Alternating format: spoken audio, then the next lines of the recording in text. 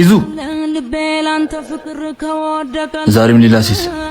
ቆይ ሚስት አታሳዝንም እንዴ? በማይመለከት አትግባ፣ ካዘንክላት ደግሞ አግባት። ኧረ ተው ይዛና ያሉን ሰምተሻል። በቃ ጨከን ብለሽ ተይው።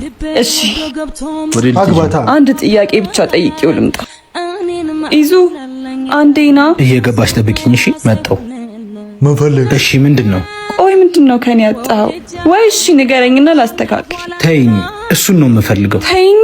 አዎ ተይኝና ጭካኔሽን ልየው። መታመም አለመታመሜን፣ አንቺን አጥቼ ማዘን አለማዘኔን፣ መውደድ አለመውደዴን ራሴን ልየው። ለካ ያለ ስስት ራሴን መስጠቴ ነው እንደዚህ ያደረገ። አዎ ባሳይሽም አልገባሽም። ፍቅርሽ ደግሞ ሊፈትነኝ አልቻለም። መፈተን በሌለበት ደግሞ መውደዴን ማረጋገጥ አልቻልኩም። እስቲ አንድ ጊዜ ጨክኝብኝና ራሴን ልፈትነው። ካልሆነ ግን ተይኝ በቃ። በግድ ፈተና። ለነገሩ የኢዛና ፊልም እንዲያ ወይ የሆነ አግልለውት ምናምን ይለያያቸዋል፣ ወይ እሱ ራሱ እንዳሁን ተንጠባሮ ምናምን ይለያያ። መለያየት ነው ብቻ። እኔ ግራ የሚገባኝ ግን እንደዚህ ቆንጆ ቺክ ምናምን ይመርጡና ቲክቶክ እያሰሩ ሲለያዩቸው ምናምን። ሪል ላይፍ ላይ እኮ ይቺ ልጅ አንድ ሰው ነው የምልህ፣ አንድ ሰው ተለያይቷት ሁሉ አያውቅም።